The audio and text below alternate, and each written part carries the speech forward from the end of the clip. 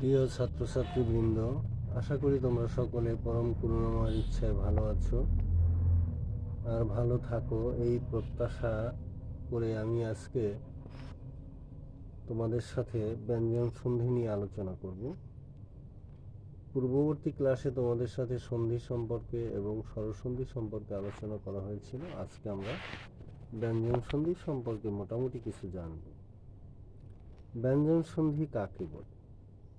স্বরে ব্যঞ্জনে, ব্যঞ্জনে স্বরে ও ব্যঞ্জনে ব্যঞ্জনে যে সন্ধি হয় তাকে ব্যঞ্জন সন্ধি বলে। আমরা আবার একটু লক্ষ্য করি, স্বরে ব্যঞ্জনে, ব্যঞ্জনে স্বরে, ব্যঞ্জনে ব্যঞ্জনে যে সন্ধি হয় তাকে ব্যঞ্জন সন্ধি বলে।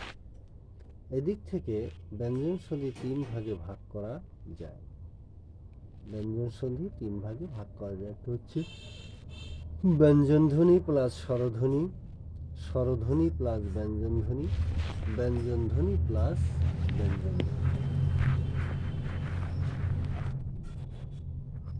ব্যঞ্জনধ্বনি প্লাস স্বরধ্বনি। ক, চ, ট, ত, প এর পরে স্বরধ্বনি থাকলে সেগুলো যথাক্রমে গ, জ, ড, দ, ব হয়। পরবর্তী স্বরধ্বনিটি পূর্ববর্তী ব্যঞ্জনের সাথে যুক্ত হয়। আমরা নিয়মগুলো ভালো করে লক্ষ্য করব, লক্ষ্য করলে পরেই আমাদের এই সন্ধির সমস্যা থাকবে না। আবার দেখো, ক, চ, ট, ত, প। ক, চ, ট, ত, প এগুলো কি? আমরা যদি একটা প্রশ্ন করি, সেখানে একটি উত্তর বেরিয়ে আসে যে ক, চ, ট, ত, প হচ্ছে আমাদের যে 5টি বর্গ আছে, এই 5টি বর্গের প্রথম বর্ণ কিন্তু এই ক, চ, ট, ত, প। এরপরে স্বরধ্বনি থাকলে সেগুলো কি হবে? দেখো, গ, জ, ড, ডর, দ, ব হয়। পরবর্তী ব্যঞ্জনটি পূর্ববর্তী ব্যঞ্জনের ব্যঞ্জনধ্বনির সাথে যুক্ত হয়। যেমন ক যোগ অ, গ। দেখো, ক যোগ অ সমান সমান গ। যেমন দিক যোগ অন্ত, দিগন্ত। দিক যোগ অন্ত, তাহলে দিকের শেষে কি আছে? দেখো, ক আছে। অন্তের শুরুতে কি আছে? যদি স্বরধ্বনি থাকে তাহলে স্বরধ্বনি আছে, সেক্ষেত্রে কি হয়ে গেল? দেখো, দিগন্ত। তাহলে কয়ের স্থলে কি হলো? গ। কয়ের স্থলে কি হলো? গ। এমনি করে নিস যোগ অন্ত, নিজন্ত। বট যোগ আনন, ষট যোগ আনন, সরানন। তদ যোগ অবধি, তদ অবধি। সুপ যোগ অন্ত, সুবন্ত। স্বরধ্বনি প্লাস ব্যঞ্জনধ্বনি। স্বরধ্বনির পর ছ থাকলে উক্ত ব্যঞ্জনধ্বনিটি দ্বিত্ব হয়। দ্বিত্ব মানে হচ্ছে কি? ডাবল। আমরা ইংরেজিতে বলতে পারি ডাবল, দ্বিত্ব হয়। স্বরধ্বনির পরে যদি ছ থাকে, স্বরধ্বনি আমরা জানি 11টা, এর পরে যদি ছ থাকে উক্ত ব্যঞ্জনটির দ্বিত্ব হয়। যেমন এক যোগ ছত্র, একচ্ছত্র। একচ্ছত্র, দেখো ছয় ছ এখানে দ্বিত্ব হয়ে গেল। বলছে কি, স্বরধ্বনির পর ছ থাকলে উক্ত ব্যঞ্জনধ্বনিটি দ্বিত্ব হয়। কেমনে হয়ে গেল? এক, তারপরে ছত্র, একচ্ছত্র। কথা যোগ ছলে, কথাচ্ছলে।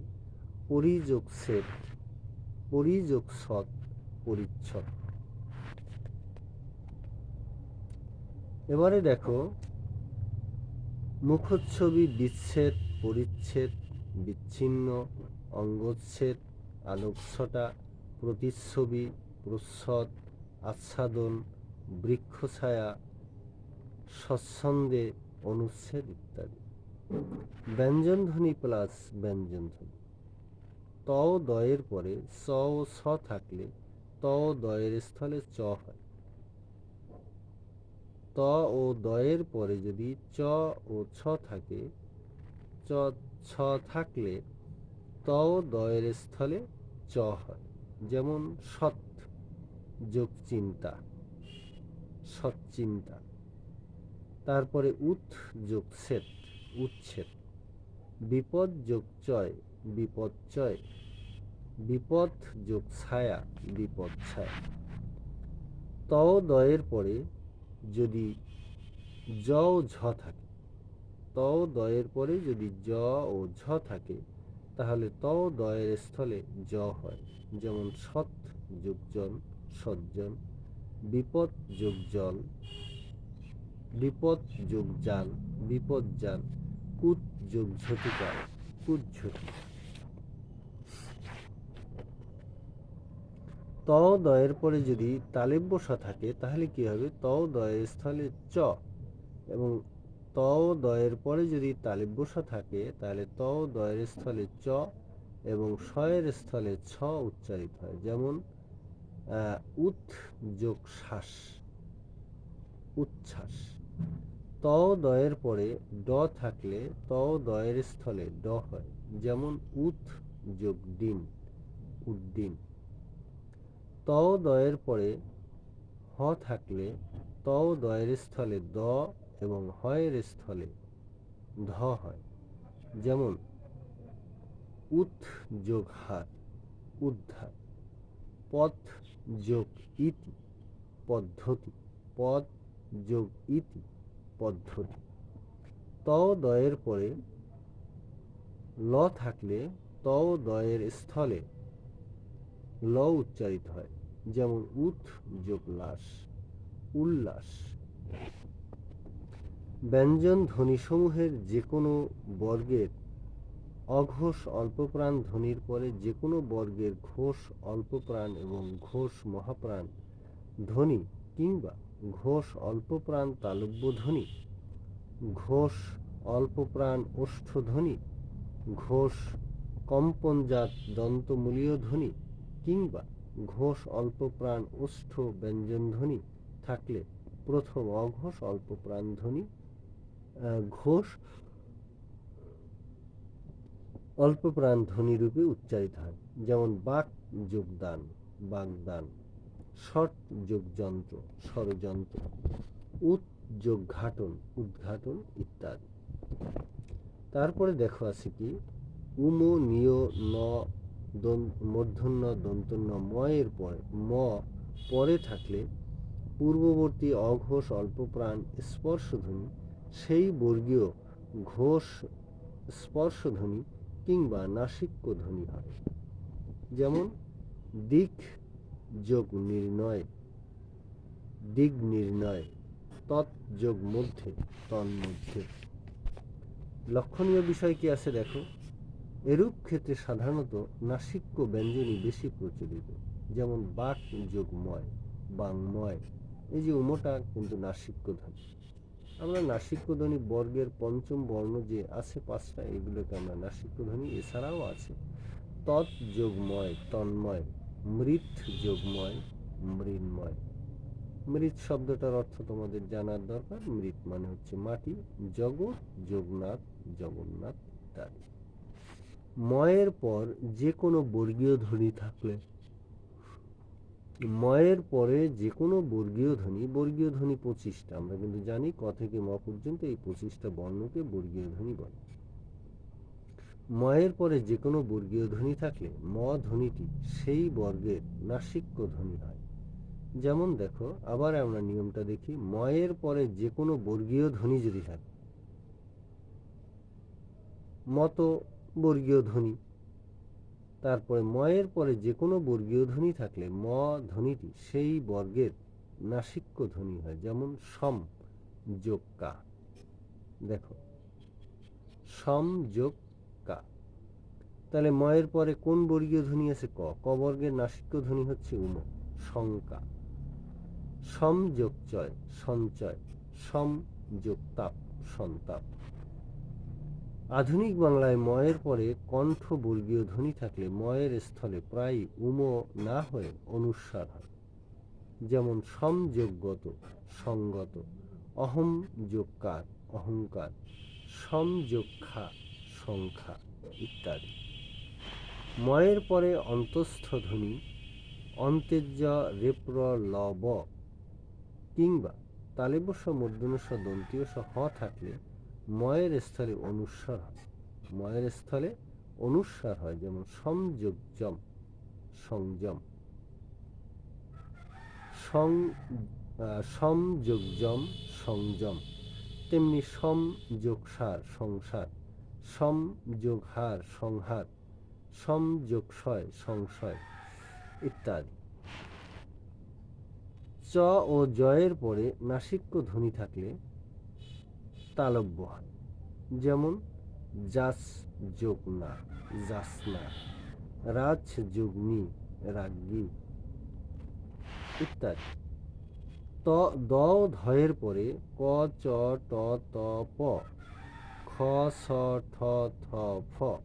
এখানে একটি বিষয় লক্ষণীয়, দেখো এখানে ক চ ট ত প এই 5টি বর্গে প্রথম বর্ণ, কিন্তু ক এর পরে আসি কি দেখো খ, চ এর পরে আসি কি স, ট এর পরে আসি কি ঠ, ত এর পরে আসি কি থ, প এর পরে আসি কি ফ।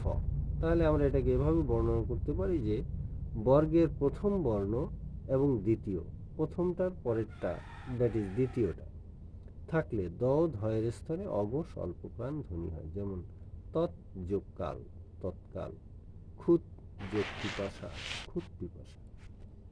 দ কিংবা ধয়ের পরে দন্তস্ব থাকলে দ ও ধয়ের স্থলে অঘোষ অল্পপ্রাণ ধ্বনি হয়, যেমন বিপদ যোগ সংকুল, বিপদ সংকুল। মধ্যনস্বয়ের পরে ত বা থ থাকলে যথাক্রমে ত ও থ এর স্থলে ট ও ঠ হয়, যেমন কৃষ যোগ তি, কৃষ্টি, কৃষ যোগ তি, কৃষ্টি, শস যোগ থ, শস যোগ থ, ষষ্ঠ, ষষ্ঠ শ্রেণী, ষষ্ঠ স্থান ইত্যাদি। বিশেষ নিয়মে সাধিত কতগুলো সন্ধি, যেমন উৎ যোগ স্থান, উত্থান, তারপরে সমযোগকার, সংস্কার, উৎ যোগ স্থাপন, উত্থাপন, সমযোগকৃত, সংস্কৃত, পরিযোগকার, পরিষ্কার। কতগুলো সন্ধি নিপাতনে সিদ্ধ হয়। নিপাতনে সিদ্ধ এগুলো আমরা যে কতগুলো নিয়মের অন্তর্ভুক্ত তা নয়, এগুলো এই জন্য এটাকে নিপাতনে সিদ্ধ সন্ধি বলা হয়। আযোগ চর্য, আশ্চর্য, গো যোগ পদ, গোষ্পদ, এরকম 60 যোগ 10 ষোড়শ, সরি 60 যোগ 10 ষোড়শ, 1 যোগ 10 একাদশ ইত্যাদি। এবারে আমরা বিসর্গ সন্ধি নিয়ে অল্প একটু আলোচনা করব। সংস্কৃত সন্ধির নিয়মে পদের অন্তঃস্থিত ব, রেপ্র ও দন্তীয় স অনেক ক্ষেত্রে অঘোষ উষ্ম ধ্বনি অর্থাৎ হ ধ্বনি রূপে উচ্চারিত হয় এবং তা বিসর্গ রূপে লেখা হয়।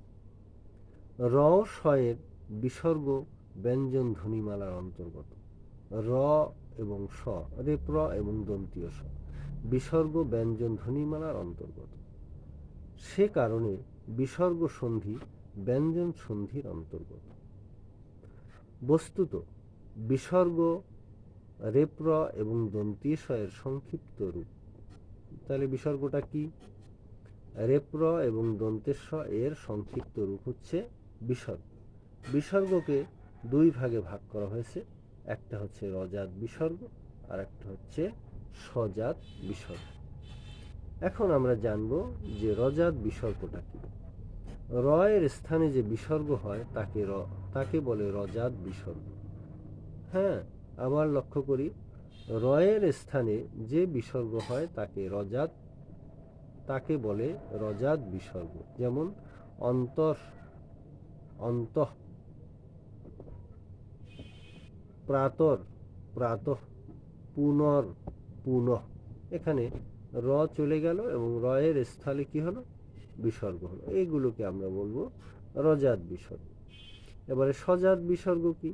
দন্তস্বরের স্থলে যে বিসর্গ হয় তাকে সজাত বিসর্গ বলে। ওই র এর স্থলে যদি বিসর্গ হয় সেটাকে রজাত, দন্তস্বরের স্থলে বিসর্গ হলে সেটাকে আমরা সজাত বলি। যেমন নমস, দ্যাট ইজ নমঃ, পুরস, পুরঃ, শিরস, শিরঃ ইত্যাদি। বিসর্গের সাথে অর্থাৎ র ও দন্তস্বয়ের সাথে স্বরধ্বনি কিংবা ব্যঞ্জনধ্বনির যে সন্ধি হয় তাকে বিসর্গ সন্ধি বলে। বিসর্গ সন্ধি দুই ভাগে বিভক্ত, একটা হচ্ছে বিসর্গ প্লাস স্বর আর একটা হচ্ছে বিসর্গ প্লাস ব্যঞ্জন। বিসর্গ ও স্বরের সন্ধি। অ ধ্বনির পরস্থিত বিসর্গের পর অধ্বনি থাকলে অ যোগ বিসর্গ যোগ অ এ তিনে মিলে ওকার হয়, যেমন তত যোগ অধিক, ততোধিক, তত যোগ অধিক, ততোধিক। বিসর্গ ও ব্যঞ্জন সন্ধি।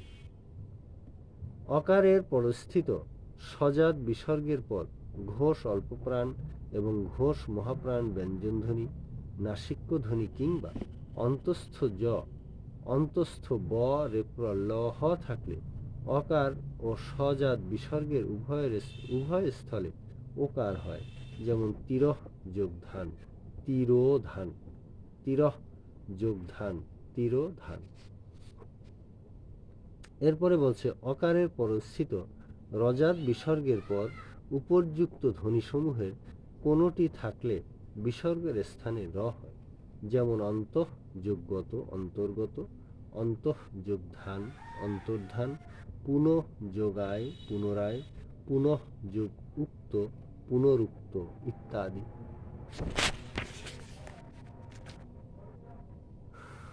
অ ও আ ভিন্ন অন্য স্বরের পরে বিসর্গ থাকলে এবং তার সঙ্গে অ আ বর্গীয় ঘোষ অল্পপ্রাণ ও ঘোষ মহাপ্রাণ নাসিক্য ধ্বনি কিংবা অন্তেজ্য রেপ্র ল ব হ এর সন্ধি হলে বিসর্গ স্থলে র হয়, যেমন নিহ যোগ আকার, নিরাকার, আশি যোগ বাদ, আশীর্বাদ, দুঃ যোগ যোগ, দুর্যোগ ইত্যাদি।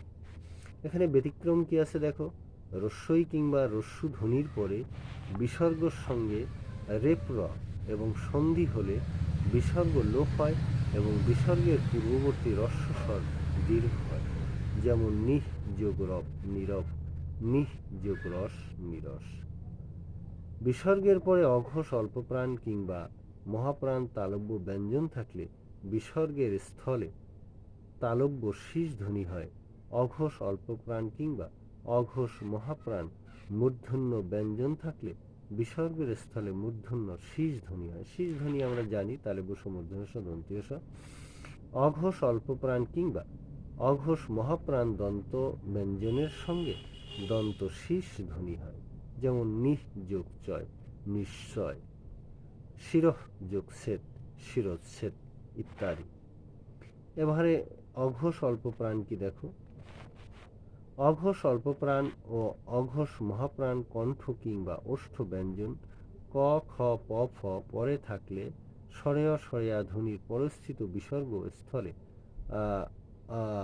অঘোষ দন্ত শীষ ধ্বনি দন্তস্ব হয় এবং স্বরেয় বা স্বরেয়া ব্যতীত অন্য স্বরধ্বনির পরস্থিত বিসর্গ স্থলে অঘোষ মূর্ধন্য শীষ ধ্বনি হয়, যেমন নমঃ যোগকার, নমস্কার, পদঃ যোগ পদঃ যোগ খলন, পদস্খলন ইত্যাদি।